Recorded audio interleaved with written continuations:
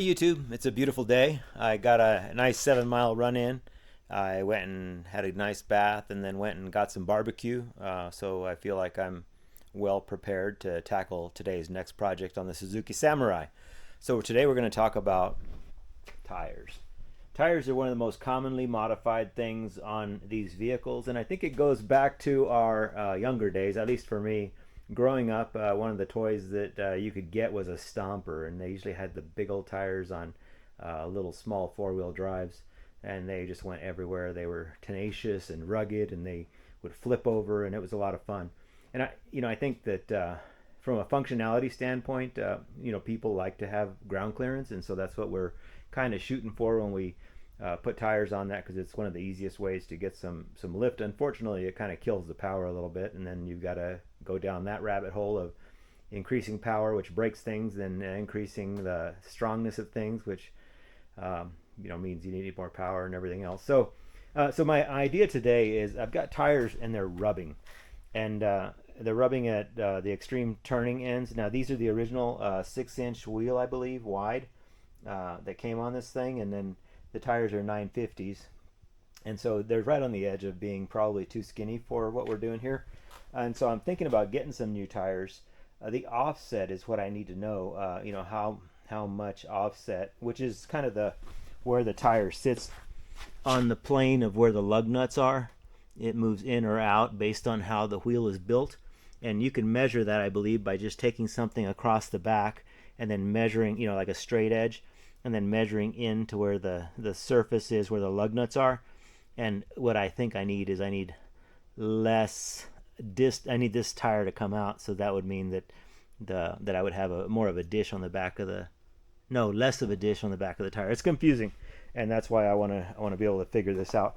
Now I happen to have from my Falcon, I have a couple of these wheel spacers, and they're 5 on 5.5 to 5 on 5.5. And so my idea today is just to go ahead and pop this tire off, take a fit on these, and then see if it makes any difference between how it fits now and how it fits then. And that'll also tell me what I can take that distance, subtract it from the offset of these wheels, and then I can or add it, I guess, and then that'll tell me what I'm looking for from a wheel standpoint. A lot of explanation, really just a simple task. I'm going to go ahead and bring you along with me.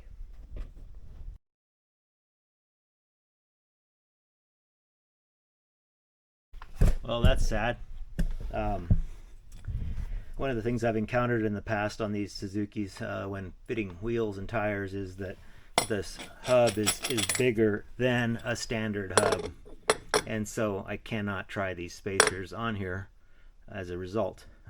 So that's not going to help me very much. And I know I've had this as an issue because I had another Suzuki that I'll see if I can find a picture of, and that one was an SJ410, and I ended up putting for a while I had tires off of a tracker or sidekick, and then I found some slotted mags that those indie style slotted mags, and I had to have a set machined so that, and whether it was weaker or safe or not, I really like the way they look. They remind me of the old Broncos, the Baja Broncos. They came with those kinds of wheels and tires, and it makes this thing look good. So anyway, I guess I better go to plan B or whatever plan comes after the one that I don't have. So all right, thanks. There's a Rolling Stones song about how you can't always get what you want, and so we're gonna actually punt, I guess, here and see if we can get a little bit more information anyway. I don't have anything. I need to measure from this back surface to this surface, and I don't really have anything that fits exactly in there. So this is pretty close. It's a little bit off on one side. I don't think it matters that much. That's probably a 1/4 inch or maybe 1/2 inch. I don't know, 3/8 inch. Anyway, so what I'm going to do is I'm just going to measure and see what I've got here, and that'll give me my distance so that I can determine what I need. So if we look here, I don't know if you can see that or not, but it looks like it's probably about 3.5 inches of back spacing, and I think that's consistent with what it's supposed to be. And what I would probably need would be maybe a 2.5-inch back spacing. I don't know. I think that would move everything up and move the wheel out and give me more space to turn my tires without them rubbing. Looking at the tire, I can't see any. I mean, I haven't driven it that much, and so I don't see any damage to it from rubbing, but I know it rubs almost immediately when you turn the tire. Now, it does have these grippy lugs on the side, and that could also be getting in the way of what we're doing. But anyway, so I guess I'm gonna put the tire back on and maybe do a little wheel shopping. Since we failed at that, let's talk a little bit about some of my history with Suzuki Samurais.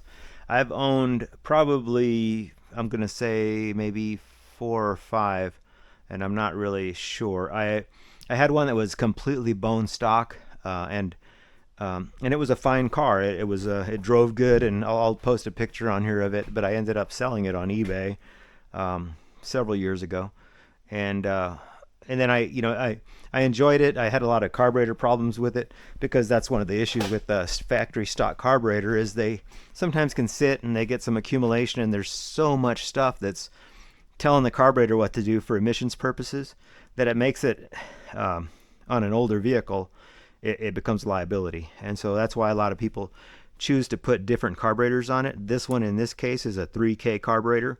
It's a Toyota 3K, and there's a company out there that gets these ready to be put on these vehicles. They go through them. They're Chinese, and at least I believe they're Chinese, but they're inexpensive, and I did not go through that process. I just bought one and threw it on here, and I have yet to tune it or anything else. I'm sure it's running a little bit rich, but anyway, so yeah, that's one of the downsides, I guess, of these Samurais when they were factory new, was that they didn't make a lot of horsepower, and they didn't have a lot of they had a lot of emissions on them. So my point, yes.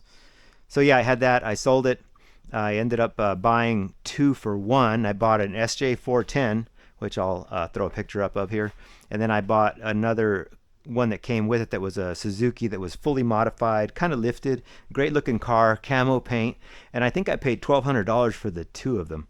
And I ended up selling the camouflaged one, and the SJ410 originally came with a 1-liter engine and a 4-speed transmission, and it had the engine in it in the back. It's a tin top, obviously, and I did not want to do anything with that engine, so I ended up pulling that engine out and then sourcing another 5-speed transmission, and then I bought a Volkswagen 1.5-liter diesel on eBay for $325 delivered.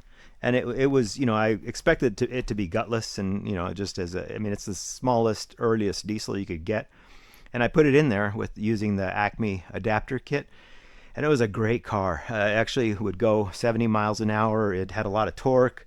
It was easy to wire up, and I think I had a relay for the glow plugs, and I just had a push button inside, and then I had to get an adapter for the oil filter so that it would fit. It came off of another model that was a rear wheel drive car.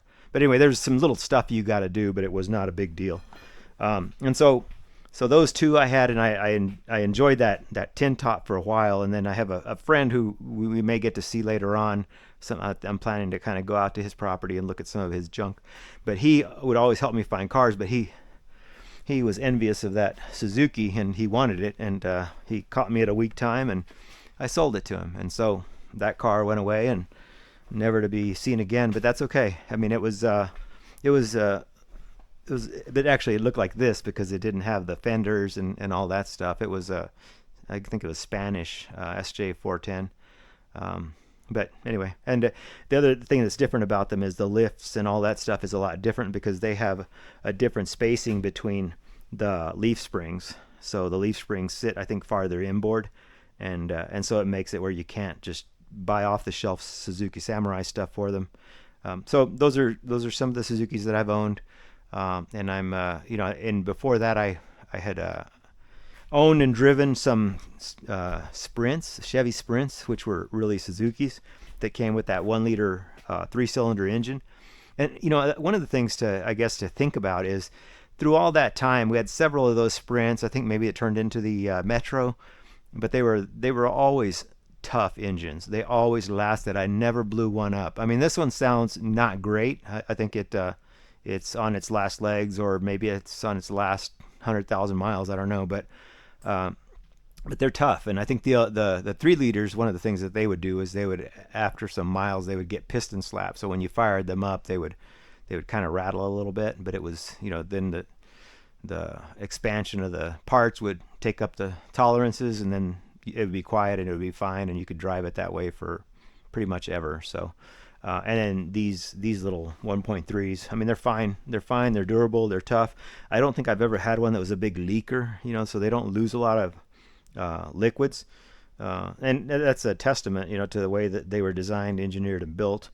And so I guess I'm rambling a little bit about Suzuki Samurais, but I think that they are one of the vehicles that are highly modified, and you can really get into the rabbit hole and spend a lot of money on these.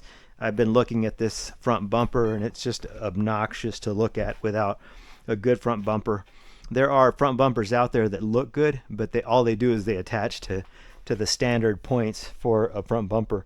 I don't want that. I want something that's going to be beefy, strong, and maybe yet not weigh all that much. And so I'm looking for something like that, but that's on the list of things that I want to do to this vehicle. As far as the engine goes, I mean, I have an engine right there. It's a 1.6 out of a, whatever. I mean, it's that 8-valve 1.6. Should be about 100,000 miles out of a rollover of a friend of mine. And I've looked at it, and it's clean inside, and it has good compression. But really, isn't that just another version of this engine with just a little more displacement?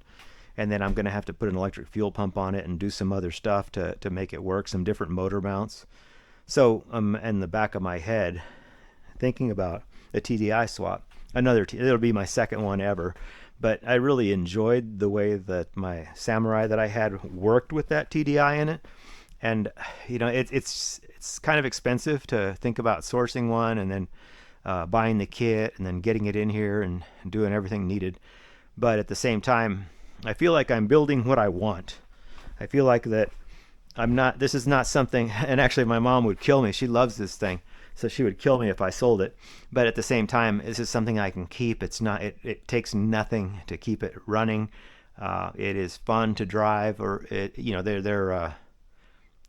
got this massive bed in the back that you can put almost like 4 shopping bags in, maybe, or maybe not, depending on what you buy. But anyway, she's a keeper. I'm going to keep her. I'm going to make her look good. I'm going to do what I want to do to it to make it do what I need it to do. I'm not, going to spend a lot of time off road, at least at this point, and I'm not looking for how much wheel droop I can get or how much articulation. I'm really looking for something that's fairly comfortable to drive, that looks good, that is,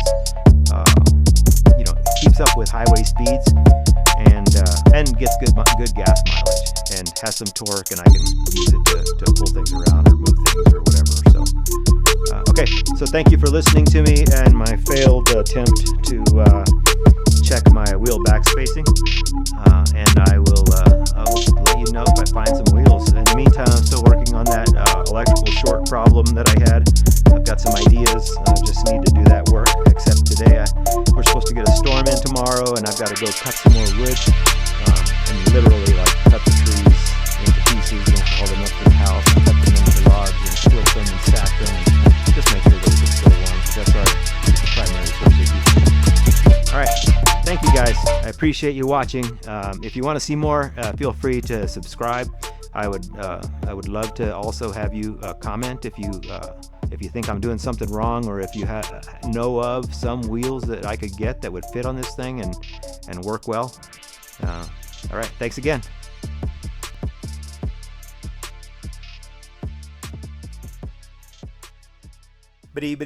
That's all she wrote, folks. Thanks for watching.